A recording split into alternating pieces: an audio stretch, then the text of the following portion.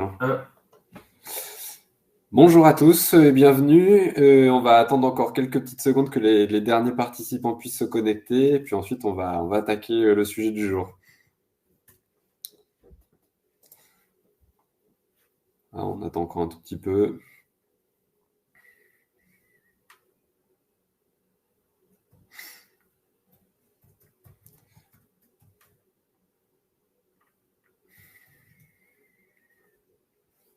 Allez, encore quelques petites secondes et puis on attaque.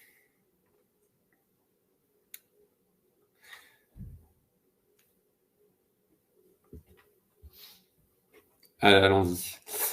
Bonjour à tous, ravi de pouvoir faire ce webinaire avec vous aujourd'hui. Donc, je me présente, je m'appelle Thomas Rouillard, je suis directeur général de la Société Calier Retraite. On est là aujourd'hui pour parler d'un sujet, vous l'avez compris, retraite.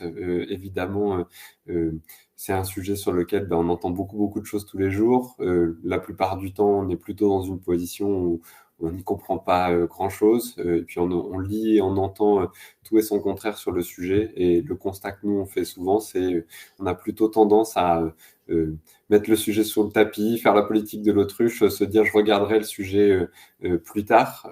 Et en tout cas, la posture générale est plutôt de se dire la retraite, je n'en aurai pas, je compte pas dessus. Et pourtant, on a un très beau système de retraite. On a un des systèmes de retraite qui est l'un des plus généreux au monde. Alors certes, c'est un système qui est complexe parce que on a une législation qui est riche, beaucoup de régimes de retraite, une législation qui est en permanente évolution. Puis on a vu les réformes, la réforme profonde qui est rentrée en application au 1er septembre dernier. Il y a un élément qu'il faut pas oublier, c'est que on a derrière la retraite un flux financier qui est très important. Hein. Quand vous reprenez à l'échelle d'un couple le flux de revenus espérés futurs, on parle d'un peu plus d'1 million d'euros de flux de revenus attendus. Et donc, tout l'enjeu ici, c'est qu'il faut prendre le temps de s'interroger sur la construction de ces droits, sur les possibilités offertes par la législation pour pouvoir optimiser ces conditions de départ en retraite. Et un point qui est très important, c'est que vous êtes en tant que cotisant, les pilotes de la construction de votre pension. C'est-à-dire que tout au long de la carrière, on a des zones de choix, on a des possibilités qui nous sont offertes par la législation de construire, de choisir la façon dont on va construire sa future pension de retraite. Évidemment, entre je passe toute ma carrière en fermant les yeux, j'arrive au bout du bout et je déclenche ma pension de retraite, et une autre stratégie qui est de dire tout au long de ma carrière, je recherche toutes les possibilités que j'ai pour optimiser la construction de ma pension. Évidemment, le résultat en bout de parcours n'est pas le même, et on est là aujourd'hui pour vous aider à mieux comprendre certains points de la législation pour pouvoir mieux anticiper le sujet. Un point complémentaire qui est important, c'est que la retraite, tous les jours, on cotise. On cotise sur son revenu pour acquérir des droits retraite. On n'a pas le choix. C'est-à-dire que c'est pas comme un contrat d'épargne, d'assurance, un PER ou une acquisition immobilière dans lequel on choisit de pouvoir aller chercher une cotisation volontaire pour construire ses droits retraite. La retraite obligatoire, tous les jours, sur votre rémunération, vous cotisez. On a préparé un petit sondage pour pouvoir mesurer le premier enjeu. La question est la suivante, c'est est-ce que vous savez quel est le pourcentage de votre revenu qui est prélevé chaque mois pour votre retraite obligatoire?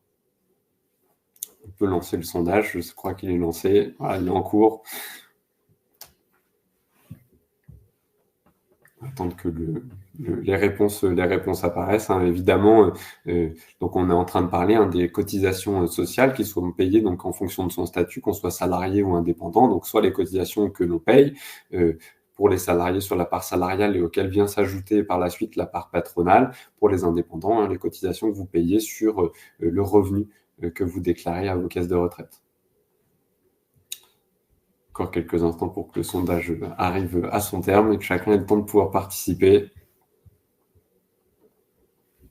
Je ne vais pas tricher à donner la réponse pour ceux qui n'auraient pas encore voté.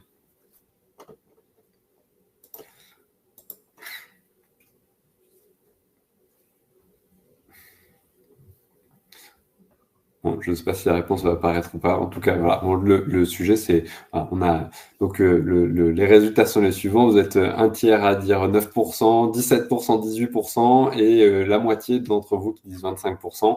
C'est la bonne réponse, hein. En moyenne, on cotise entre 25 et 28% de cotisations sont appelées sur son revenu pour pouvoir construire sa retraite future. Donc, on est en train de parler de cotisations qui sont très importantes. Là encore, ça participe plutôt à se dire, bah, évidemment, je cotise des sommes qui sont importantes. Alors, je rappelle, hein, on cotise pas, la réalité est qu'on ne cotise pas pour soi, on cotise pour les gens qui sont déjà en retraite. C'est le système de répartition. Malgré tout, on cotise aussi, enfin, on aura les cotisants demain qui paieront notre future pension de retraite. L'enjeu est ici de se dire, voilà, il faut que je sois attentif à ce qui est prélevé sur mon revenu et à comprendre comment la législation dans laquelle j'évolue va me permettre d'acquérir des droits.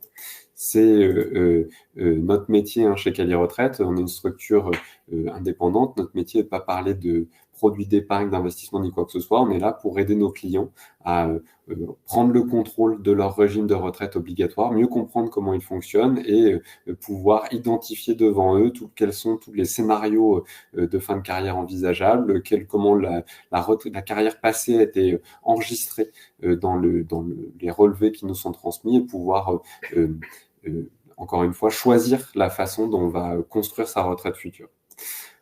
Pour rentrer dans le sujet qui nous intéresse aujourd'hui, l'objectif, c'est de zoomer sur les spécificités du dispositif de départ en retraite anticipée carrière longue. C'est un dispositif qui a été revu de façon assez importante dans le cadre de la réforme des retraites qui rentre en application le 1er septembre. Donc, on va essayer de regarder plus en détail comment s'applique le dispositif, quelles sont les principales règles du jeu. Et puis, on a préparé un parcours pour que vous puissiez en autonomie prendre vos relevés de carrière et identifier si oui ou non vous semblez être éligible à ce dispositif.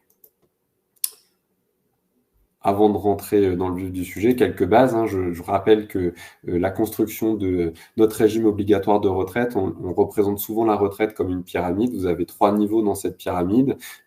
La partie rose qui sont les régimes de base et la partie orange les régimes complémentaires. Ces 2 premiers étages de la pyramide vont former les régimes obligatoires. Ce sont les 42 régimes qui constituent notre système de retraite. Alors évidemment, hein, on n'a pas cotisé dans les 42 régimes, mais souvent vous avez cotisé à minima dans 4, 5, 6 régimes de retraite différents. Et le jour où vous partez en retraite, quand on dit ma retraite, il y a un certain abus de langage, c'est-à-dire que vous n'avez pas une pension de retraite unique qui vous est versée, vous avez une pension de retraite qui vous est versée par régime de retraite dans lequel vous avez cotisé. Et c'est la particularité de notre système, c'est chaque régime de retraite a un socle législatif qui est commun, mais va interpréter et va appliquer la législation peut-être à certains moments de façon un petit peu différente. Et tout l'enjeu en tant qu'assuré, c'est de comprendre les mécanismes de fonctionnement de l'ensemble de ces régimes de retraite pour pouvoir en tirer la meilleure application possible. Et puis vous avez tout en haut de la pyramide la partie jaune qui est la retraite facultative, donc encore une fois l'assurance, le PER, ainsi de suite. On n'est pas là pour dire c'est bien ou c'est pas bien de se constituer une retraite supplémentaire. A priori, dans tous les cas, ce sera toujours bénéfique pour le train de vie au moment de la retraite. Par contre, ce qui est certain, c'est que il faut aussi pouvoir sécuriser et optimiser ce qui arrive par les régimes obligatoires. Et souvent, ça aide aussi à bien calibrer ce qui arrivera par la partie facultative et de pouvoir la dimensionner de la bonne façon. Donc, encore une fois, nous, on est plutôt partisans de se dire, je m'assure de ce que je peux faire par mes régimes obligatoires de retraite et 2, ensuite, je vais voir un professionnel pour pouvoir travailler la partie supplémentaire si j'en ai la capacité et que je juge le sujet utile. Quand on regarde un petit peu l'enjeu de la réforme, évidemment, un des enjeux clés de la réforme, en tout cas dans les sujets qui ont fait beaucoup de bruit, c'est le report de l'âge légal de départ en retraite. Donc, pour résumer la situation, jusqu'à aujourd'hui, on avait un âge qui était fixé à 62 ans, qui représentait pour la plupart des régimes de retraite l'âge à partir duquel je pouvais aller voir ma caisse de retraite pour demander la mise en paiement de ma pension, quel que soit mon historique de carrière. De l'autre côté de cette borne, on a la borne jaune, qui était une borne qui était fixée à 67 ans, qui est une sorte de mécanisme de rattrapage dans lequel on me dit, même si vous n'avez pas une carrière complète, à cet âge, je vais liquider votre pension de retraite à taux plein, donc comme si vous aviez en quelque sorte cotisé toute votre carrière. Alors, on rassure tout le monde, c'est pas quelqu'un qui n'a jamais cotisé ou qui a très peu cotisé n'aura pas une retraite pleine et entière, c'est juste un certain paramètre de calcul, le paramètre du taux, que l'on va amener à son curseur maximum. L'enjeu dans la réforme, c'est que la borne de 62 ans va progressivement évoluer vers 64 ans. Ça sous-entend quoi? Ça sous-entend que une fois qu'on sera rentré à pleine charge dans la réforme, donc à partir de 2028, on aura un âge légal, donc le top départ de la pension de retraite, qui sera fixé à 64 ans. On a augmenté l'âge à partir duquel on pouvait partir en retraite. Vous avez sur la gauche de l'écran tous les dispositifs de départ en retraite anticipé. On va voir, il y en a plusieurs. Ces dispositifs permettaient de partir avant l'âge légal, donc historiquement avant de 62 ans. Progressivement, ces dispositifs, là encore, vont suivre la borne de l'âge légal et vont revenir sur une possibilité de départ avant de 64 ans. Et puis, deuxième enjeu majeur dans la réforme et qui va nous toucher dans le sujet que l'on voit aujourd'hui, on a une augmentation du nombre de trimestres nécessaires pour pouvoir partir à taux plein. Donc, on voit dans les deux colonnes avant-après le nombre de trimestres qui était demandé fonction de son année de naissance pour pouvoir bénéficier d'une retraite à taux plein. Et on voit que ce nombre de trimestres va augmenter plus rapidement que ce qui était prévu précédemment. On atteint le volume de 172 trimestres nécessaires dès la génération 1965 pour pouvoir bénéficier de sa pension de retraite à taux plein. Si on résume la réforme, c'est quand même les deux sujets sur lesquels probablement on a le plus échangé ou en tout cas qui ont fait le plus de bruit dans la réforme qui a été votée. Maintenant, il faut aussi regarder l'autre face de la réforme. Vous avez tout un tas de mécanismes, de dispositifs qui ont été instaurés et qui ont vocation à améliorer, ou en tout cas à offrir de nouvelles marges de manœuvre, de nouvelles possibilités dans la construction de sa pension de retraite. Et on va le voir dans le sujet que l'on évoque aujourd'hui. Typiquement, on a des évolutions et des évolutions qui sont positives, qui viennent toucher des dispositifs qui étaient déjà existants, typiquement le dispositif carrière longue. Donc on l'a vu, l'enjeu est le suivant, c'est que normalement, je ne peux prendre ma retraite qu'à partir du moment où j'ai atteint l'âge légal qui est compris entre 62 et 64 ans en fonction de son année de naissance. Pour reprendre le sujet, c'est 62, la bande 62-64 ans va augmenter d'un trimestre tous les ans pour atteindre 64 ans à partir de 2028. L'enjeu est le suivant, c'est vous avez la possibilité souvent de pouvoir partir avant cet âge légal dans des cadres de dispositifs dérogatoires très spécifiques. Alors on en a listé la plupart. On retrouve dans ce cadre une retraite anticipée pour les travailleurs handicapés, pour les travailleurs inaptes, pour les travailleurs en incapacité permanente. On a des spécificités qui sont liées à certains régimes de retraite. On a des dispositifs de retraite progressive et puis on a le dispositif carrière longue.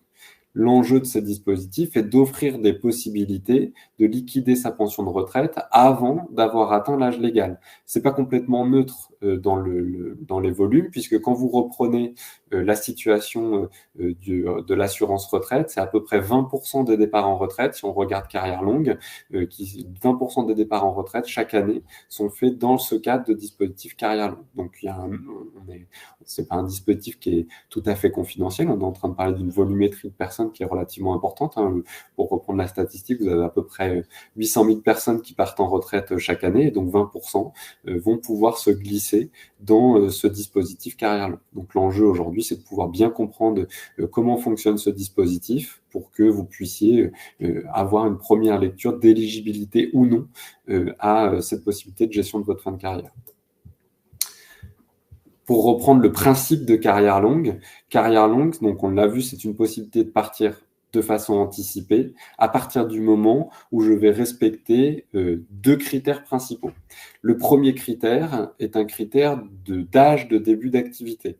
On me demande, pour savoir si je suis éligible ou pas au dispositif, de justifier d'un début d'activité jeune et, pour résumer, d'avoir un certain nombre de trimestres validés avant un certain âge. On va rentrer dans les détails par la suite. Donc, premier critère, il faut que j'ai commencé à travailler jeune. Deuxième critère, il faut que j'ai totalisé au moment où je vais partir en retraite un certain nombre de trimestres de retraite que j'aurai, pour faire simple, cotisé, ou en tout cas réputé cotisé tout au long de ma carrière. Donc on résume, début de carrière jeune et un nombre de trimestres acquis qui correspond à un total nombre de trimestres qui m'est donné en fonction de mon année de naissance.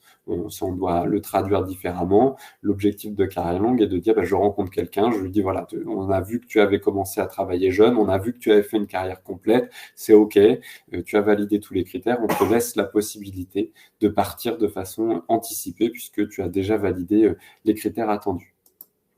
Si on rentre dans le détail, le premier critère, le principe est le suivant. En tout cas, quand on regarde avant la réforme, on était dans une situation où on nous demandait d'avoir validé 5 trimestres avant la fin de l'année civile de ses 20 ans. Alors, c'est souvent le premier élément d'incompréhension dans la réforme, c'est qu'il ne faut pas regarder à date anniversaire. On a repris un exemple en dessous. Vous prenez quelqu'un qui est né en juillet 1963, il ne faut pas qu'il regarde le nombre de trimestres qu'il a en juillet 83, il faut qu'il regarde le stock à la fin de l'année 83. On est bien en train de regarder le stock de trimestres acquis à la fin de l'année civile 83.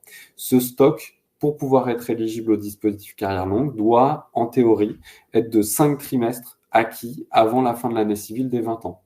Il y a encore une petite particularité, c'est que pour les personnes qui sont nées dans le dernier trimestre de l'année, donc octobre, novembre, décembre, ce stock n'est pas de 5 trimestres, mais de 4 trimestres. Le premier critère, c'est celui-ci. Et vous avez un deuxième critère, on l'a vu, qui est le total de trimestres que vous allez avoir comptabilisé pour pouvoir partir de façon anticipée. Ce total de trimestres, on vous demande, au moment où vous allez pouvoir partir en retraite, de pouvoir justifier du nombre de trimestres requis au titre de votre durée d'assurance. Donc, on a vu tout à l'heure, en fonction de son année de naissance, on nous demande un certain nombre de trimestres pour pouvoir bénéficier du taux plein. Il fallait que ce nombre de trimestres soit acquis avant à ses 60 ans. Il y a une coquille dans la présentation, c'est pas 60 ans, c'est 58 ans pour le deuxième point. C'est qu'on nous demandait, pour pouvoir partir avant 58 ans, de valider le nombre de trimestres pour la durée d'assurance, plus 8 trimestres excédentaires.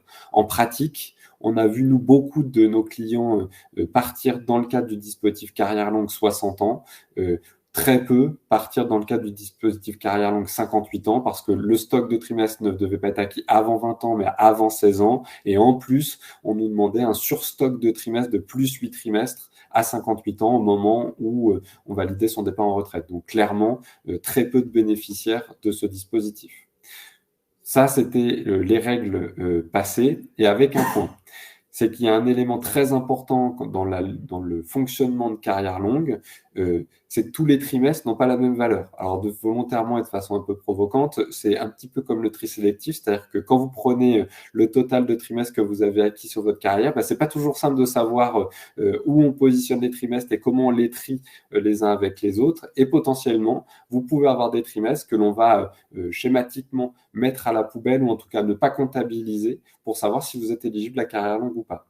La règle est la suivante, les trimestres retenus pour le stock de trimestres à la date de départ en retraite sont les trimestres cotisés, donc ceux pour lesquels vous avez versé des cotisations et qui vous ont permis d'acquérir des droits, et les trimestres assimilés ou réputés cotisés. Ces trimestres assimilés ou réputés cotisés, ce sont les trimestres que l'on acquiert autrement. Donc on peut retrouver les trimestres de service militaire, les trimestres de maladie, les trimestres de chômage, les trimestres liés au congé maternité et ainsi de suite. Et ces trimestres ne vont pas pouvoir être retenus dans leur intégralité. Vous prenez par exemple les trimestres de service militaire, on autorise pour carrière longue un maximum de 4 trimestres retenus sur l'ensemble de la carrière. Vous prenez les trimestres de chômage, même règle du jeu. 4 trimestres maximum retenus sur l'ensemble de la carrière. Vous prenez les trimestres pour inaptitude, 2 trimestres maximum retenus sur l'ensemble de la carrière. Donc on voit que dans la lecture de son relevé de carrière, il va falloir faire un tri entre les trimestres sur lesquels j'ai cotisé et les trimestres pour lesquels j'ai acquis des droits en dehors de cotisations traditionnelles. Et vous avez des trimestres que l'on ne retient jamais. Et pourtant, dans une carrière et dans un départ classique, ce sont des trimestres qui seraient retenus. Vous prenez par exemple les trimestres de majoration de durée d'assurance, les trimestres donc issus des enfants. Ces trimestres ne sont jamais comptabilisés dans l'éligibilité au dispositif carrière longue. Donc on ne peut pas retenir ces trimestres pour le calcul du stock dans votre situation au moment de votre départ en retraite. On avance dans l'évolution de la législation et donc on a les nouvelles règles du jeu qui rentrent en application depuis le 1er septembre dernier, mise en application de la réforme des retraites.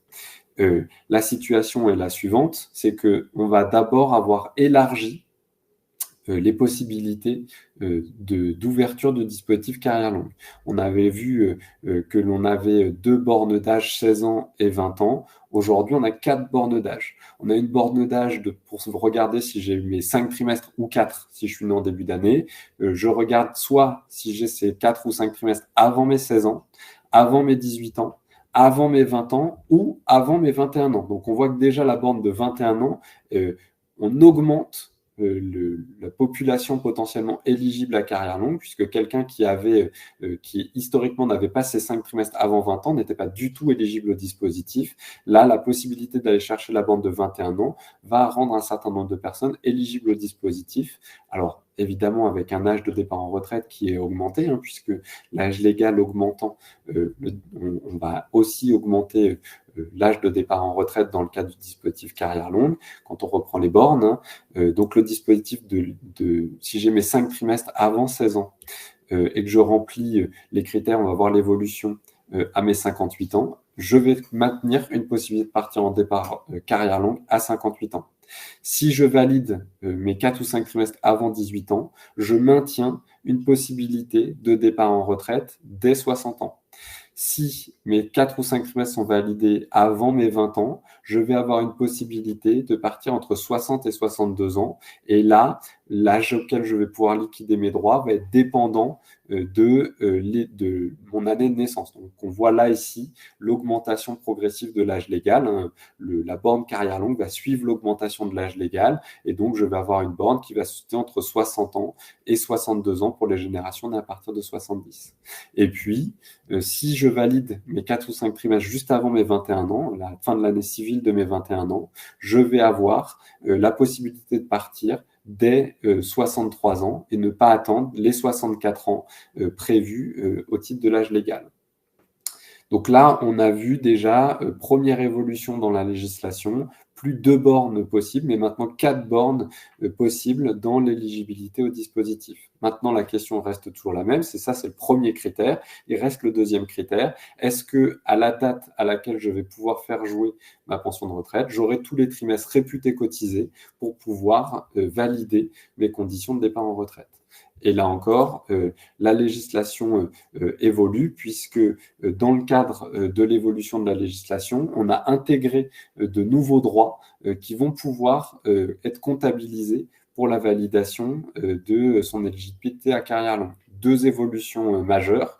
Vous avez des droits qui sont issus d'allocations familiales, typiquement allocation vieillesse des parents au foyer ou allocation vieillesse des aidants, qui vont pouvoir être retenus dans le cadre du dispositif carrière longue. Donc, c'est des droits qui doivent apparaître sur vos relevés de carrière.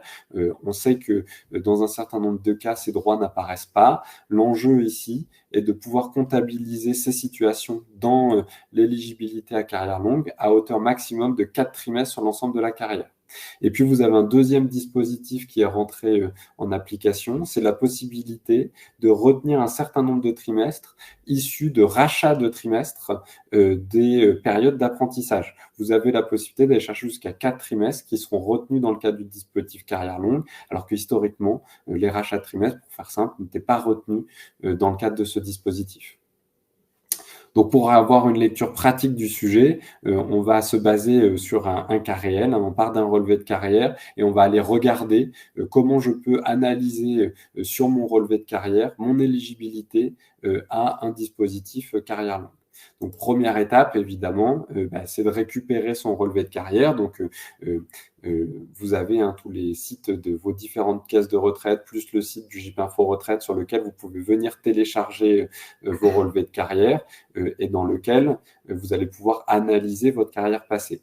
Un point qui est important pour ceux qui n'auraient pas fait les webinaires précédents, évidemment, il faut avoir un regard attentif et critique sur la construction de son relevé de carrière. Les relevés de carrière ont vocation à retracer les enregistrements retenus par les caisses de retraite et ont vocation à vous donner en tant qu'assuré la possibilité de contrôler l'exhaustivité de votre relevé, l'exactitude de vos relevés et que vous puissiez vous manifester auprès des caisses à partir du moment où vous détectez des anomalies dans l'enregistrement.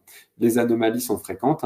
On vous a remis le rapport de la Cour des comptes qui fait état d'un certain nombre d'erreurs dans la liquidation des pensions de retraite. Et je rappelle la statistique, chez nous l'année dernière, sur 1 millier de dossiers traités, on a 84% des relevés de carrière sur lesquels on demande des correctifs aux caisses de retraite. Alors, on peut redonner un point. Je ne suis pas en train de dire les caisses de retraite font des erreurs dans l'enregistrement. Je suis en train de dire que dans les relevés de carrière, il peut y avoir soit des erreurs d'enregistrement, c'est possible, soit des trous parce que vous avez des droits qui sont mal remontés. Et les erreurs ne viennent pas forcément des caisses de retraite. Imaginez la situation, votre bulletin de paye est bien fait, mais la transmission des charges vers les caisses est mal fait. À ce moment-là, les caisses ne peuvent pas être responsables de données erronées qui leur arrivent. Vous imaginez Pôle emploi qui ne communiquerait pas les informations vers les caisses de retraite, la responsabilité n'est pas dans la caisse de retraite. Vous imaginez, on a parlé tout à l'heure des allocations vieillesse des parents au foyer, ces droits sont issus de la CAF. Si la connexion entre la CAF et la caisse de retraite est mal faite, la caisse de retraite ne peut pas être responsable des erreurs. La transmission d'informations n'a pas été faite. Vous avez des droits issus de vos situations familiales dans lesquels la caisse de retraite n'est pas toujours informée. Prenez les situations des familles recomposées vivant en concubinage avec j'ai participé à l'éducation des enfants de mon conjoint, potentiellement, j'ai des majorations de pension de retraite à aller chercher. Là encore, la caisse n'a pas cette information. C'est à vous de vous manifester pour pouvoir transmettre la bonne information à la caisse. Donc, pour résumer, soyez attentifs à la lecture de votre relevé de carrière et je vous rappelle que le jour où vous liquiderez votre pension de retraite, on vous demandera de certifier que les paramètres de calcul retenus sont les bons pour être certain que votre pension de retraite est liquidée dans de bonnes conditions. Donc évidemment, l'idéal est de mettre à jour régulièrement son relevé de carrière pour pouvoir avoir un outil de travail, en tout cas un outil d'analyse entre les mains qui est le plus précis possible.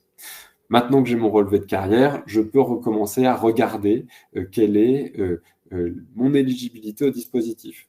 Première étape dans cette analyse, je dois me poser la question de savoir est-ce que j'ai commencé à travailler tôt ou pas. Donc là, je prends mon relevé de carrière. Donc vous avez le relevé de carrière ici d'un homme qui est né en juillet 65. Donc pour savoir s'il est éligible au dispositif, on a vu dans le cadre de la législation, la borne maintenant est fixée à 21 ans. 21 ans, donc la fin d'année civile de ces 21 ans, c'est l'année 86. Donc on va tirer un trait sous cette année 86 et je regarde si au-dessus, j'ai plus ou moins de 5 trimestres qui sont répertoriés sur mon relevé de carrière. Bon, ici, je vois, j'en ai 7 sur l'intégralité de ce début de carrière chez ce client. Donc, évidemment, on remplit le premier critère d'éligibilité au dispositif carrière longue. Si on ne remplit pas ce premier critère, a priori, et sous réserve que les enregistrements soient correctement retracés dans le relevé de carrière, si je ne remplis pas ce premier critère, ça ne sert à rien d'aller plus loin. Déjà, je ne remplis pas la première règle du jeu, donc je sais que je ne pourrai pas être éligible au dispositif carrière. Là, ce n'est pas le cas. Je remplis le premier critère, donc je peux passer à l'étape suivante. Étape suivante, je vais regarder dans quel cadre, dans mes 4 dispositifs de départ en retraite, je me situe. Donc, je vais regarder si je suis éligible à un départ à une carrière longue parce que début de carrière avant 16 ans, avant 18 ans, avant 20 ans, 21 ans. Donc, on a déjà vu qu'à 21 ans, c'était OK. Maintenant, on peut regarder si le client a cette possibilité de partir encore plus tôt. Donc, 21 ans, ça suppose départ potentiel à partir de ses 63 ans. J'ai la possibilité de regarder si je peux remonter la borne de façon plus efficace. Donc, je regarde à la fin de l'année des 20 ans, donc fin 85. À la fin 85, je n'ai que 3 trimestres d'enregistrés sur mon relevé de carrière. Donc, je ne peux pas rentrer dans une éligibilité à un départ avant, puisque je ne remplis pas la borne des conditions à 20 ans. Et puis maintenant, je regarde quelle est ma situation en termes de trimestre à la date où je vais pouvoir partir. Donc 63 ans, 1er août 2028. Donc quand je projette les droits pour le client, je pars de la situation actuelle. Donc je vois sur mon relevé de carrière que j'ai 155 trimestres enregistrés au 1er janvier 2024. Je vais pouvoir maintenant me projeter à la date de mes 63 ans. Et donc quand je me projette, j'arrive à un total de 173 trimestres acquis à cette borne. Il m'en faut 172 pour pouvoir bénéficier d'une retraite à taux plein. Donc, a priori, j'ai cette possibilité de partir de façon anticipée au moment, dans le cadre du dispositif carrière longue. Attention, la lecture que l'on vient de faire est une lecture simpliste. C'est-à-dire que maintenant, je dois m'assurer que tous les trimestres qui sont en stock dans mon relevé de carrière sont bien des trimestres réputés cotisés. Parce que si dans mes trimestres, j'ai beaucoup de trimestres de chômage, de maladie et ainsi de suite, potentiellement, tous ces trimestres ne vont pas pouvoir être retenus pour le calcul d'éligibilité à carrière longue. Donc là, comment on fait? On repart de son relevé de carrière et puis on va regarder en bout de relevé de carrière, vous avez des informations qui vous arrivent sur la construction de votre carrière. Et là, la situation, elle peut être un petit peu plus complexe dans la lecture. Quand vous prenez la page de votre relevé de carrière dans lequel vous avez tous vos trimestres, il n'y a pas de distinguo qui est fait entre les trimestres cotisés et les trimestres assimilés. Donc, il faut que vous puissiez commencer à regarder la ventilation de ces trimestres de retraite. Là, l'exercice peut être un petit peu plus complexe puisqu'on n'a pas cette information d'office dans le relevé de carrière qui nous est présenté. Et donc là, quand vous reprenez votre relevé de carrière, pour pouvoir avoir une meilleure lecture, vous pouvez regarder la construction de votre carrière passée et on voit ici que vous avez des périodes de chômage qui apparaissent sur votre relevé de carrière. Donc là, on voit l'année 84 et on voit des périodes de chômage de 84 à 85 qui apparaissent. Donc la question ici, c'est de se dire quelle est l'origine de mes 3 trimestres que j'ai en 85. Toute la difficulté, c'est la ventilation. Alors là, on n'est pas très gêné dans le cas que je vois ici, puisque de toute façon, vous n'avez pas tout le relevé de carrière, mais c'est la seule période de chômage que le client a. Donc même si c'était des trimestres de chômage, on est en dessous des 4 trimestres retenus sur l'intégralité de la carrière. Sur la question de comment on obtient son relevé de carrière, vous pouvez aller soit sur le site du GIP Info Retraite pour pouvoir récupérer le relevé. On va vous mettre un lien d'une petite vidéo tutoriel pour pouvoir accéder à ce relevé de carrière si vous le souhaitez. Et puis, vous pouvez aussi aller voir sur les différents sites de vos caisses de retraite, donc Assurance Retraite, Agir Carco, en fonction de la caisse dans laquelle vous avez cotisé, où vous pouvez récupérer ce relevé. Julien va vous déposer un lien pour vous montrer comment vous pouvez télécharger facilement ce relevé de carrière. On a fait une petite vidéo sur YouTube pour que vous puissiez avoir un petit mode d'emploi pour télécharger facilement le relevé. Donc là, on voit, attention, quand vous prenez votre relevé, on ne peut pas juste prendre pour argent comptant les 4 trimestres que vous avez là. Ce n'est pas parce que vous avez 4 trimestres indiqués sur les pages centrales de vos relevés que ces trimestres de retraite sont des trimestres cotisés ou réputés cotisés. Donc il faut en quelque sorte faire une comptabilité à côté de ces trimestres de retraite pour s'assurer que ce sont bien des trimestres cotisés. Pour faire simple, vous avez travaillé tout au long de l'année et vous avez acquis vos trimestres par cotisation, pas de problème, ces trimestres sont validés. Dès que vous avez des parties de carrière particuliers, chômage, maladie, invalidité, congé maternité, allocation vieillesse des parents foyers, ainsi de suite. Il faut être attentif sur ces années pour être sûr qu'il n'y a pas d'anomalie en tout cas, il n'y a pas d'anomalie, il n'y a pas de trimestre qui ne pourrait pas être retenu dans le cadre de l'éligibilité à carrière longue. Maintenant, le dernier point, c'est évidemment, il faut avoir un regard critique sur le sujet. Pourquoi il faut avoir un regard critique? On va vous montrer ici la réalité de la situation du client que l'on est en train de regarder.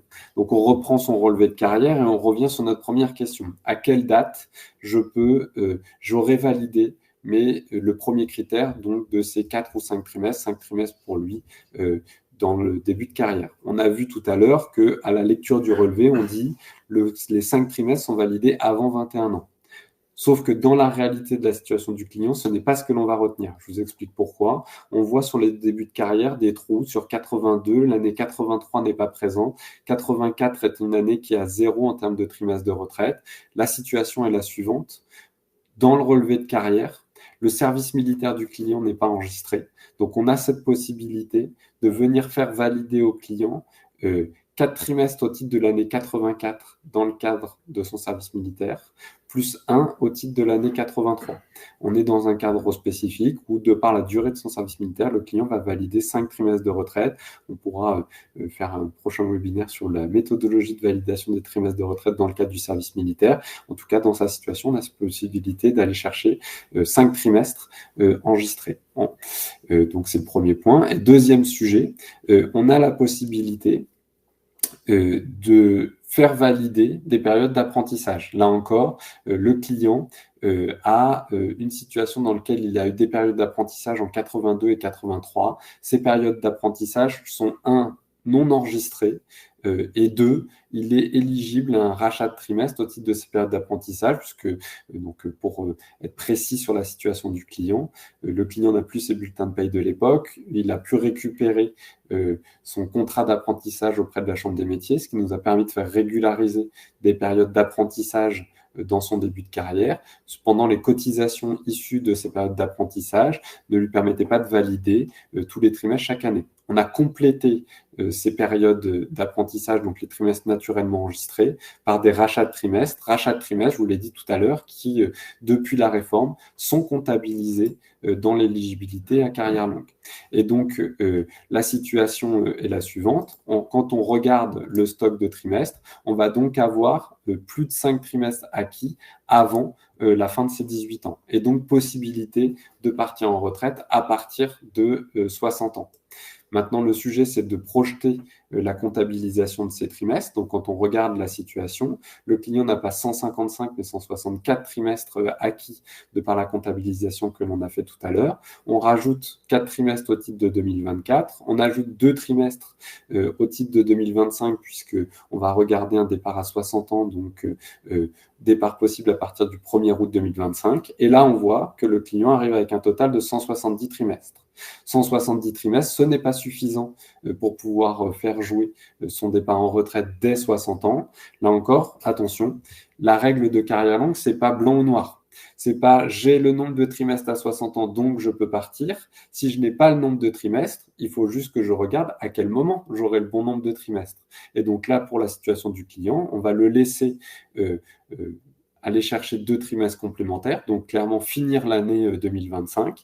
Et dès le 1er janvier 2026, il aura cette possibilité de faire jouer son départ en retraite, et non plus à 63 ans, mais à 60 ans et 6 mois. Donc on est en train de parler de 30 mois de pension de retraite anticipée au regard du montant de sa pension de retraite. C'est presque 60 000 € d'anticipation de sa pension qu'il a pu aller chercher.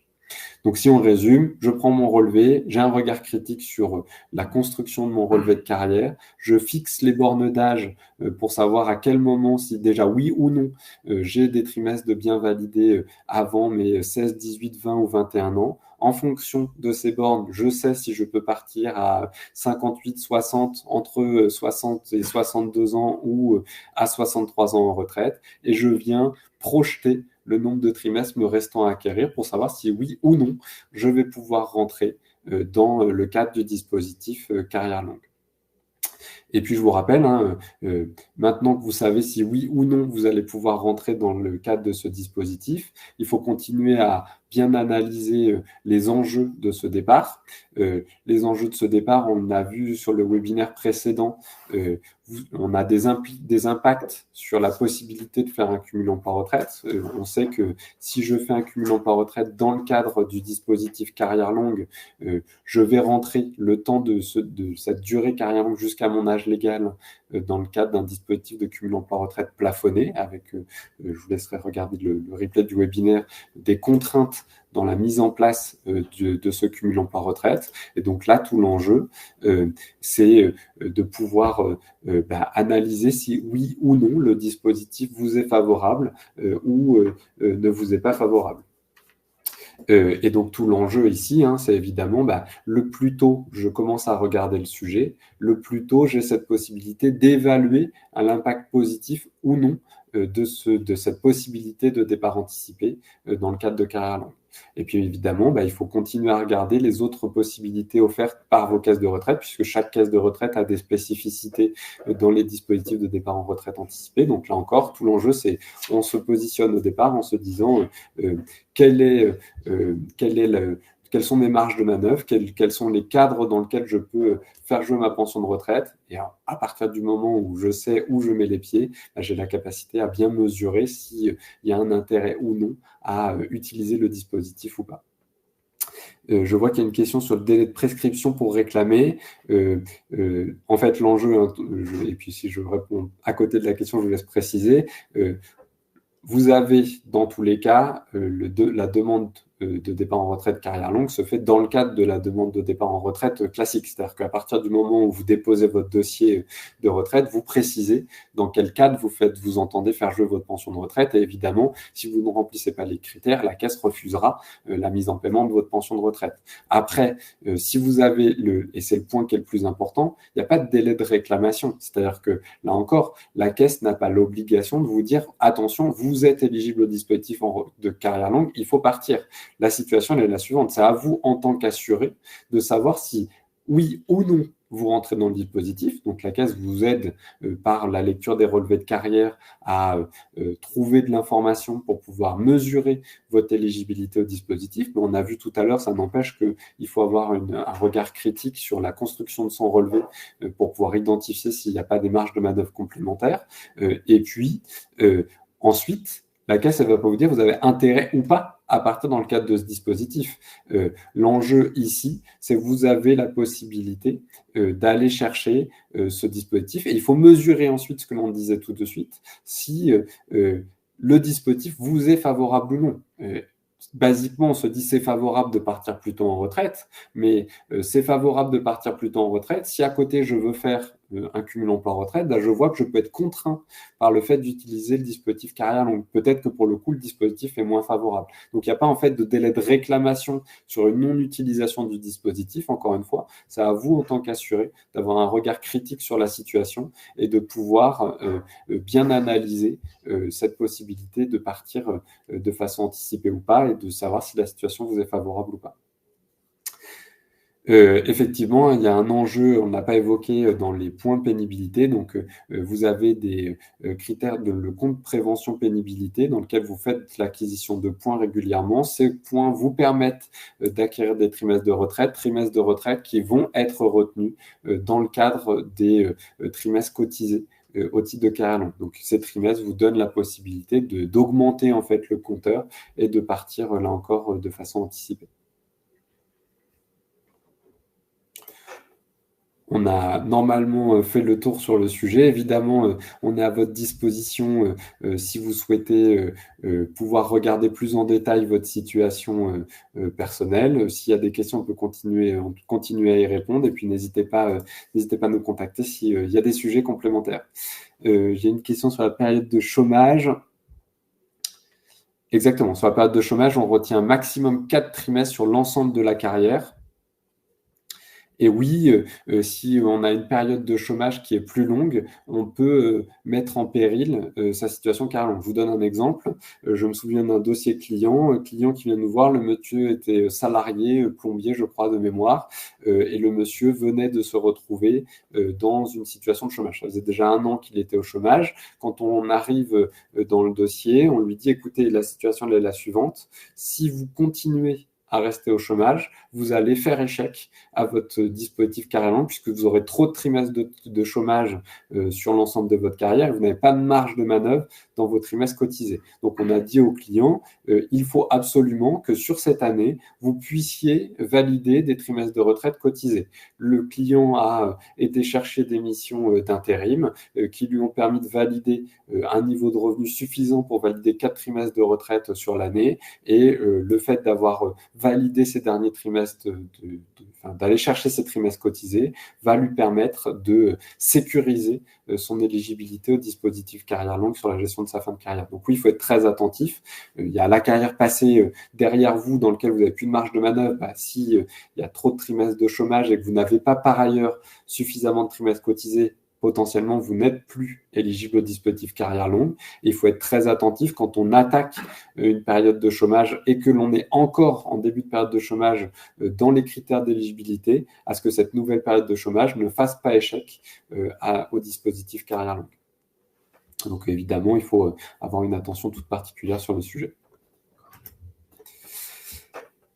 Et j'ai encore une question. Il faut donc avoir le nombre de trimestres requis avec 4 trimestres max de chômage.